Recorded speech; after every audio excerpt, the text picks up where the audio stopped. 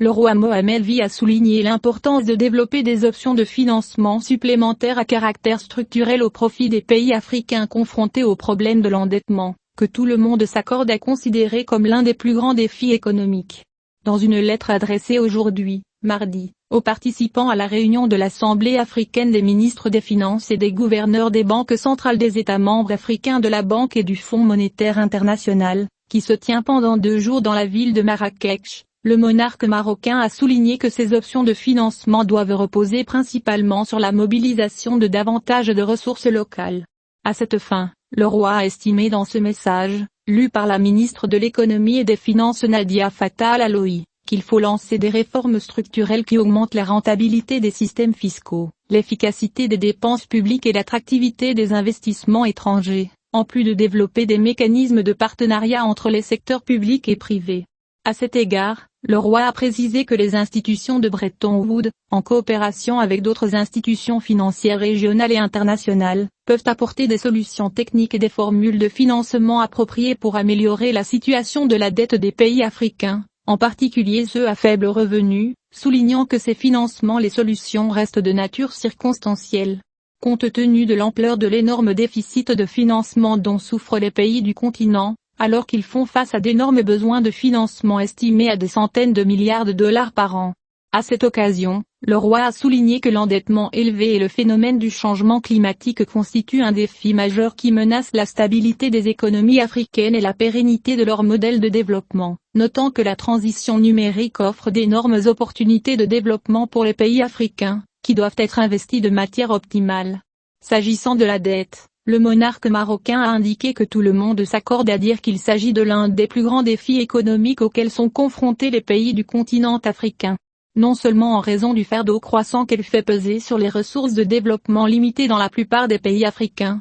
mais aussi parce qu'elle hypothèque l'avenir des générations futures et leur droit légitime au développement et à la prospérité. Le changement climatique. S'agissant du changement climatique, le roi Mohammed VI a affirmé qu'il constitue l'un des défis les plus urgents auxquels notre continent est confronté, au vu de ses conséquences graves et à long terme sur divers aspects de la vie dans nos pays. Bien que les pays africains contribuent le moins aux émissions de gaz qui causent le changement climatique, ils sont malheureusement parmi les pays les plus touchés par ces répercussions, en raison des années successives de sécheresse, de la rareté des précipitations et de l'accélération des désertifications, a déclaré le roi, appelant la communauté internationale à écouter les demandes de la communauté internationale. Les pays africains à cet égard, et mobilisant les ressources financières et techniques nécessaires pour aider les pays du continent dans leurs efforts de réduction ou d'adaptation aux effets du changement climatique. Dans le même message qu'il a adressé aux participants à la réunion de l'Assemblée africaine des ministres des Finances et des gouverneurs des banques centrales des pays africains membres de la Banque et du Fonds monétaire international, le roi Mohammed VI a souligné que l'Afrique reste le continent qui bénéficie le moins des fonds promis,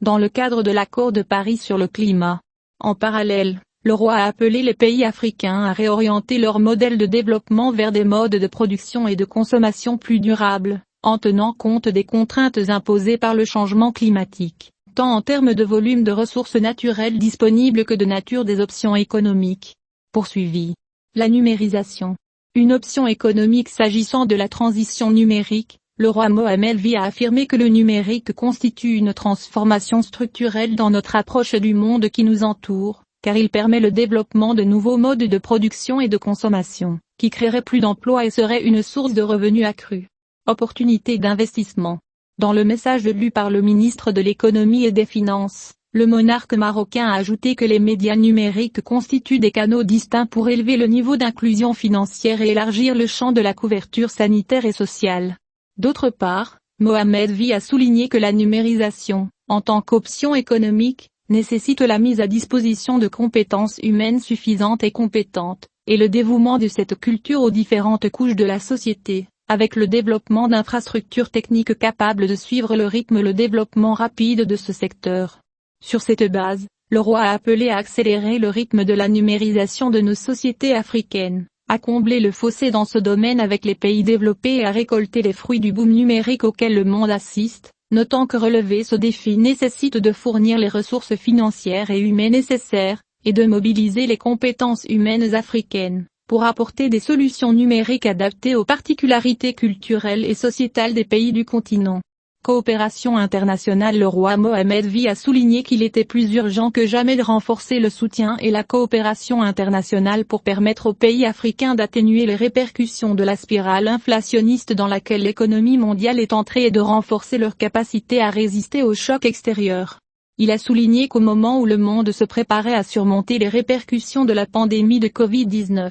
l'économie mondiale est entrée dans des perturbations sans précédent des chaînes d'approvisionnement, augmentant les pressions inflationnistes, avec une hausse record des prix de l'énergie, des aliments et matières premières. Dans ce message, le roi a souligné que les effets de cette crise varient pour les pays africains, chacun selon la nature de ses capacités économiques et ses besoins en matières premières, notamment énergétiques ou alimentaires, soulignant que dans cette circonstance difficile, notre Afrique continent se distingue comme l'une des zones les plus touchées, que ce soit en raison de la menace croissante qui pèse sur sa sécurité énergétique et alimentaire, ou de la baisse de ses niveaux de croissance économique, en plus de la détérioration des conditions sociales dans nombre de ces pays. Il a ajouté que les besoins de financement élevés, dans un contexte caractérisé par la raréfaction et le durcissement des conditions de financement concessionnel, entraînent une forte augmentation du service de la dette, ce qui aggrave encore les conditions économiques d'un grand nombre de pays en développement, pour un continent.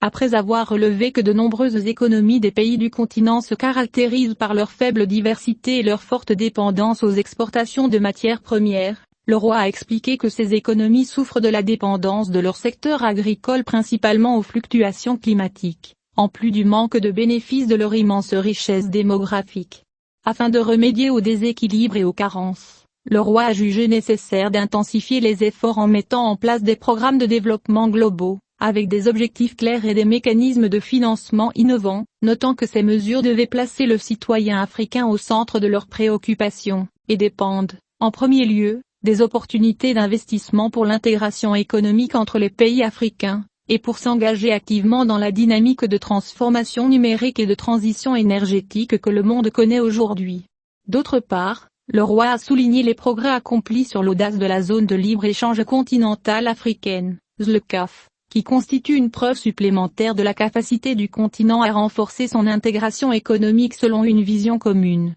À cet égard, le roi a déclaré que l'activation de cette zone dans les meilleurs délais accélérera l'intégration des économies africaines entre elles et dans les chaînes de valeur mondiales, ainsi que la consolidation du commerce sud-sud et de la coopération économique, à laquelle nous aspirons tous, ajoutant, nous renouvelons également notre invitation à nos partenaires, qu'ils soient au niveau bilatéral ou multilatéral, à suivre le rythme des efforts de développement consentis par les pays de notre continent. Le roi a estimé que cet appui, qui s'inscrit dans le cadre d'un partenariat stratégique gagnant-gagnant, offre aux pays africains des ressources suffisantes pour assumer les charges du développement durable et assurer des moyens de subsistance décents et sûrs à leurs différents peuples. Après avoir affirmé que la coopération sud-sud demeure le meilleur moyen d'améliorer les conditions économiques des pays du continent, le roi Mohammed V a affirmé que le Maroc a de fermes convictions et des réalisations importantes dans ce contexte, à travers un engagement continu et des projets structurants tels que le gaz projet de pipeline entre le Maroc et le Nigeria,